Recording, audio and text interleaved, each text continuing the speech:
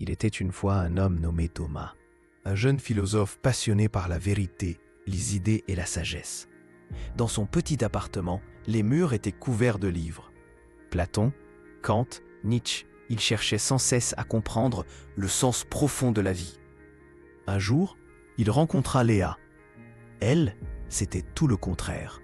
Elle riait fort, vivait sans plan, dansait sous la pluie. Elle ne cherchait pas à comprendre la vie. Elle la vivait, tout simplement.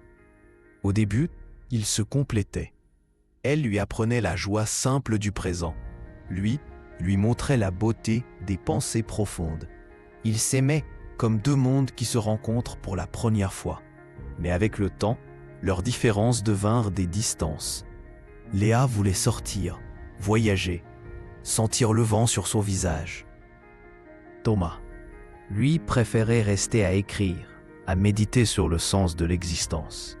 Une nuit, Léa lui demanda « Thomas, pourquoi tu penses toujours au futur ou au passé? Tu oublies de vivre le maintenant. » Il répondit doucement « Parce que je veux comprendre le pourquoi de tout, y compris du bonheur. » Elle sourit tristement. Le bonheur, Thomas, ne se comprend pas. Il se ressent. Le lendemain, elle partit sans colère, sans cri. Juste un mot sur la table. « Merci de m'avoir appris à penser. J'espère que tu apprendras un jour à vivre. » Les années passèrent. Thomas continua d'écrire, d'enseigner, de philosopher.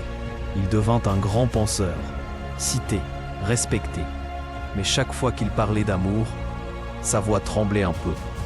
Un soir d'automne, il retrouva une vieille photo d'eux, et dans son journal, il écrivit « Elle cherchait la vie, moi le sens. Et c'est ainsi que nous nous sommes perdus. Elle dans le monde, moi dans mes pensées. » Puis il ajouta, comme une confession, « J'ai compris trop tard qu'aimer, c'est vivre, pas réfléchir. » Morale, tu peux comprendre 1000 vérités, mais si tu oublies de ressentir, tu passes à côté de la plus belle, celle du cœur.